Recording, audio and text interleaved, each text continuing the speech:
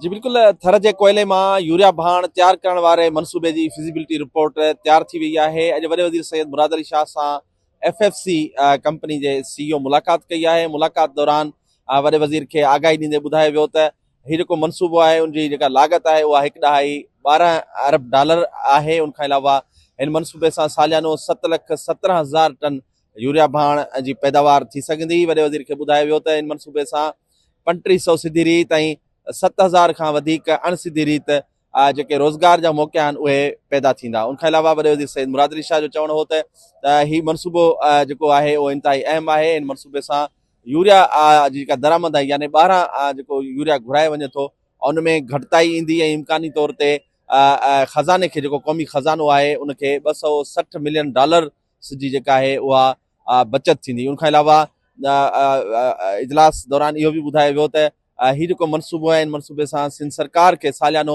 $5.5 million जी जेका आहे उहा रॉयल्टी मिलंदी ऐं हिकु पासे हीउ जेको यूरिया भाण आहे उहो सस्तो थींदो मार्केट में, त ॿिए पासे हिन सां रोज़गार जा जेके मौक़ा आहिनि उहे पैदा थींदा ऐं टे पासे क़ौमी ख़ज़ाने खे जेको यूरिया ॿाहिरां घुराइण सां डॉलर्स में पे करणो पए थो उनमें $260 मिलियन जी जेका आहे उहा बचत थींदी। उन मौक़े ते FFC जे CEO वॾे वज़ीर सां मुलाक़ात दौरान इहा दरख़्वास्त कई त सिंध हुकूमत हिन मनसूबे लाइ असांखे पाणी फराहम करे। उन सां गॾोगॾु इस्लाम कोट में जेका मुलाज़िमनि जी कॉलोनी ठहंदी उन कॉलोनी लाइ ज़मीन मुख़्तस कई वञे। उन सां गॾोगॾु सिंध सरकार ऐं वफ़ाक़ी सरकार हिन मनसूबे लाइ असांखे टैक्सिस जी मद में छूट ॾियनि। जी।